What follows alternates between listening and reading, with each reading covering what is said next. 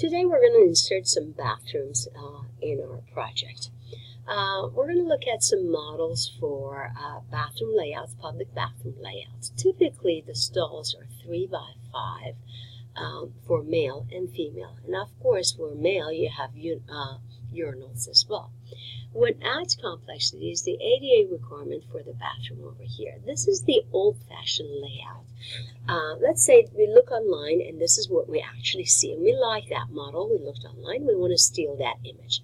So what I would do is I would quickly clip that image, say new, and quickly save that image. Here we go. This is the clip. File. Save that. You can save it on your desktop and you can call it one toilet or whatever you like and say save. It's on my desktop and you want to insert it into your Revit. So you open up your Revit. This is your site. Outside of your box, insert it. So you go insert,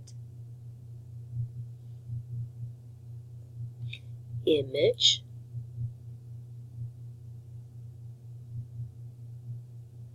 you go to your desktop, find the image you like to do, one toilet. Any of these typologies you can actually insert, say open. Comes like a cross like this. Now you zoom forward to scale it. So this process will allow me to scale this. If this says, let's say 24 feet, or 22 feet inside dimension, I'm going to go 22 feet edge to edge, 22 feet 8 inches. That's what I'm going to go with, okay? So I'm going to click on the image, go to where it says scale two squares inserted into each other. Then it gives me this, this marker, you see that? I go from this junction to this junction. It has to be 22, but it's 39. If it's more, I downsize this way. If it's less, I go this way. Since it's more than what I want, I go the opposite direction, type in 22 feet 8 inches. It reduces it. Before I go too far, I get my scale, and I put my scale right over here, and I say, that is 22 feet 8 inches. I'm in good shape. If I need to be more accurate, I can do so.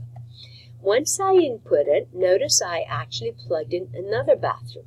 I inserted another bathroom and I scaled it.